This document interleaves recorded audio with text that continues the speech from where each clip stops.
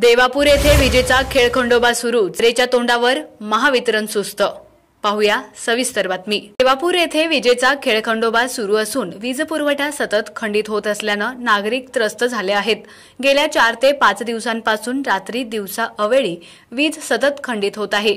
वीज बिलाच्या वसुलीसाठी वीज पुरवठा तोडण्याचा इशारा देणाऱ्या महावितरण मंडळाची सुरळीतपणे वीज पुरवठा करण्याची जबाबदारी नाही का, असा प्रश्न नागरिकांकडून उपस्थित करण्यात आला आहे। पावसाळ्याअभावी आधीपासूनच मार्च महिन्याच्या उत्तरार्धापासून ग्रामीण भागात विजेचा लपंडाव सुरू झाला आहे। कधी तांत्रिक बिघाड तर कधी देखभालीच्या नावाखाली दिवसभरात अनेक तास वीज पुरवठा खंडित करण्यात येत आहे। रात्रीच्या वेळेतही वीज पुरवठा वारंवार खंडित होत असल्यानं ग्रामीण भाग अंधारात बुडून जात आहे।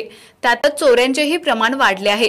ग्रामीण भागातील लघु उद्योजक विजेवर चालणारे फॅब्रिकेशन, पीठगिरणी, पंक्चर शॉप, आईस्क्रीम शॉप, शेती अशा प्रकारचे व्यवसाय करून आपली उपजीविका करत असतात। या प्रकारांमुळे ग्रामीण भागातील लघु उद्योजकांना आर्थिक नुकसान सहन करावं लागत आहे। वीज पुरवठा खंडित झाल्यानंतर संबंधित आस्थापनेत संपर्क साधला असता महावितरणाचे प्रशासन त्याला तितकासा प्रतिसाद देत नाही। त्यामुळे सर्वांचे काम ठप्प होत आहेत। या ठिकाणी वीज वितरणाचे दुर्लक्ष होत असल्याचा आरोप नागरिकांकडून व्यक्त केला जात आहे। देवापूरचे ग्रामदैवत जाणूबाई देवीची यात्रा अवघ्या 2 दिवसावर येऊन ठेपली आहे। अशातच गेल्या 4 दिवसांपासून आमच्या भागात रात्री दिवसा अवेळी सतत वीज पुरवठा खंडित होत आहे। रावसाहेब बाबर, चेअरमन, विकास सेवा सोसायटी देवापूर पळसावडे यांनी प्रतिक्रिया दिली आहे। आपला आवाज न्यूज नेटवर्कसाठी विशाल माने, देवापूर।